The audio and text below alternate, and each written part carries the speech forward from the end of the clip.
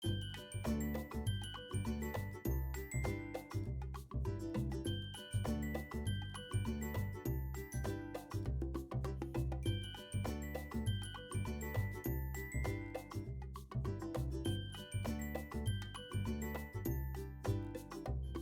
हम लोग जा रहे हैं पूना से गोंदावले गोंदावले महाराज के दर्शन के लिए। तो आओ चलते हैं। पूना से हमने बैंगलोर हाईवे लिया है जो NH41 है। ये भारत का एक प्रमुख राष्ट्रीय राजमार्ग है। पूना से बैंगलोर हाईवे पर खूबसूरत नज़ारों और वादियों के बीच सुहाने सफ़र का लुत्फ ले सकते हो आप, स्पेशली बारिश के दिनों में। पूना से गोंदावले अपनी कार से आप लगभग 4 घंटे में पहुंच जाते हो। पूना से 153 किलोमीटर दूर है। अभी हम कात्रज टनल से जा रहे हैं। ये टनल 1223 मीटर का है। सुरंग का निर्माण NATM new Austrian tunnelling method का उपयोग करके किया गया है। हम लोग ब्रेकफास्ट के लिए जोशी वड़े वाले में रुक गए थे। यहाँ की फूड क्वालिटी एंड टेस्ट हमको अच्छी लगती है। काफ़ी नीट एंड क्लीन भी होता है। वॉशरूम्स भी यूज़ करने लायक होते हैं। जल्दी से ब्रेकफास्ट ख़त्म करके हम हमारे आगे की सफ़र के लिए निकल पड़े हैं। हमें दोपहर का मंदिर बंद होने से पहले पहुंचना है। गोंदावले संस्थान भारत में महाराष्ट्र राज्य के महत्वपूर्ण पवित्र स्थलों में से एक है। अगर आप मुंबई से जा रहे हो तो आपको लगभग 6.5 घंटे लग जाएंगे। मुंबई से गोंदावले 298 किलोमीटर है। आप ट्रेन, बस, टैक्सी या खुद की कार से जा सकते हैं। राज्य परिवहन बस सेवाएं प्रतिदिन उपलब्ध है। हम जब गोंदावले जा रहे थे तब फलटन में हमें अज्ञात स्मारक दिखे। हम रुककर देखने गए। सारे स्मारक पत्थर से बने थे।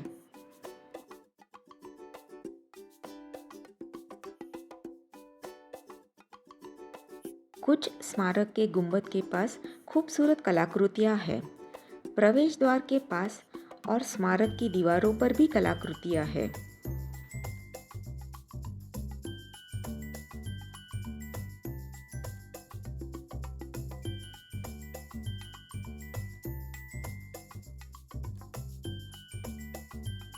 वहाँ रहने वाले एक बच्चे ने हमें इसकी जानकारी दी। ये सारी गुफाएं शिवाजी महाराज के काल की है।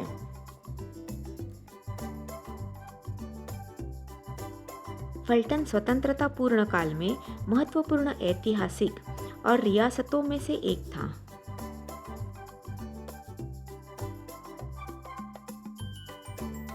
यहाँ मराठा महादेवराव नाईक निंबाळकर इनका समाधि मंदिर है। वह भोसले वंश से जुड़ा था।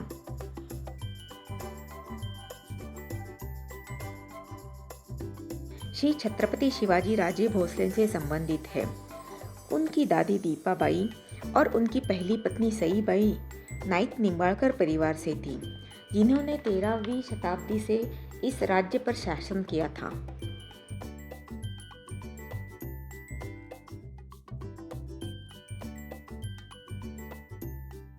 मेजर H राजा बहादुर, श्रीमंत मालोजीराव मुधोजीराव, नाना साहेब नाईक निंबाळकर चतुर्थ फलटन के अंतिम शासक थे।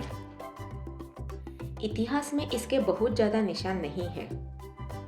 अभी फलटन से हम लोग सीधा गोंदावले मंदिर जाएंगे। पहुंचने के लिए अभी थोड़ा टाइम है।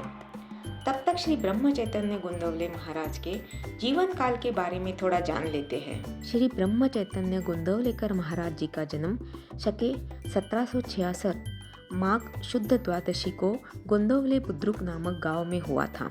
उनकी वंश में विट्ठल भक्ति एवं पंढरपुर की वारी है तथा उनके पूर्वज सदाचार संपन्न एवं सात्विक वृत्ति के थे। जन्म के समय उनका नाम गणपति रखा गया था। श्री ब्रह्म चैतन्य श्री राम जी के उपासक थे। वे स्वयं को ब्रह्म चैतन्य रामदासी कहते थे। आयु के 90 वर्ष में उन्होंने गुरु की खोज में घर छोड़ा। उनके पिताजी ने कोल्हापुर से उन्हें वापस लाया। कुछ समय पश्चात उन्होंने पुनः गृहत्याग कर गुरु की खोज में पदभ्रमण प्रारंभ किया।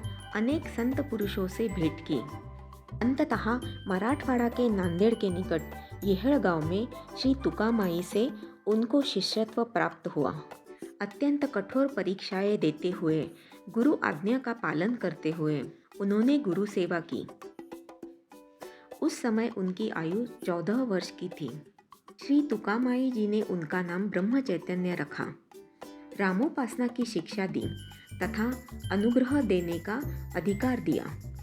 उसके उपरांत श्री तुकामाई जी के आदेशानुसार महाराज जी ने दीर्घकाल तक तीर्थाटन किया।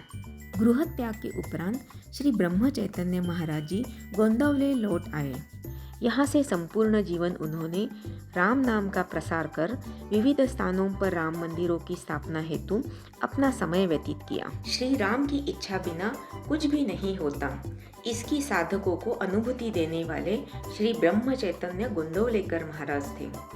अभी हम लोग मंदिर पहुंच गए हैं। यहाँ चप्पल स्टैंड में अपने चप्पल या जूते उतारना है। लेफ्ट में ब्रह्मानंद मंडप है। यहाँ सामने समाधि मंदिर है। समाधि मंदिर के सामने भी एक भक्त निवास है।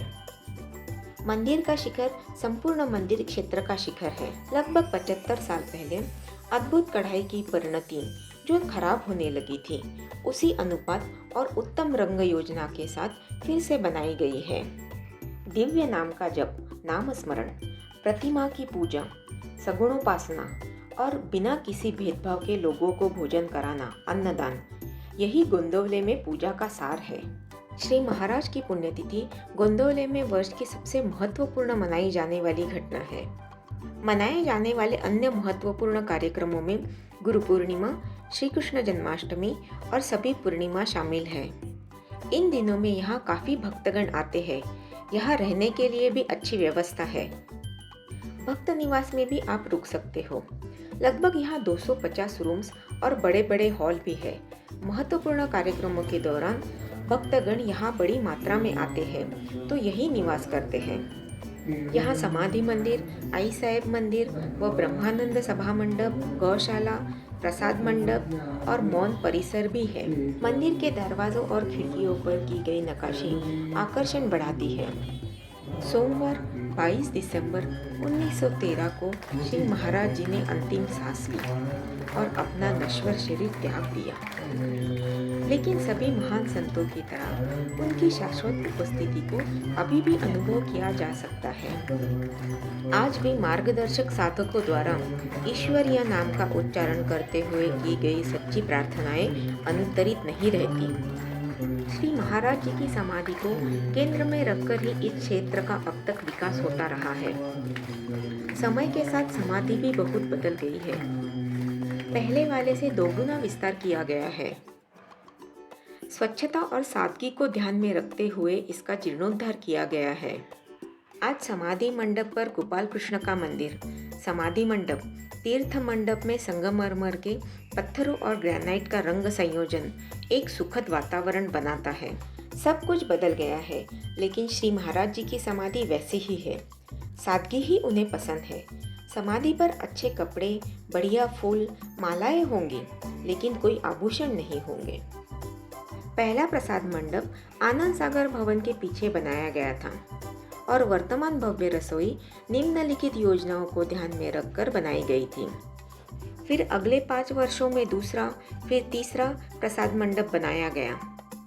प्रसाद भोजन की भीड़ प्रतिदिन 400-500 से बढ़कर 2-2.5 हजार तक हो गई। अगर आपको मेरा वीडियो पसंद आया तो लाइक, शेयर और सब्सक्राइब ज़रूर कीजिए। जल्द ही मिलेंगे आगे की सफ़र में। तब तक के लिए आज्ञा चाहती हूँ। धन्यवाद।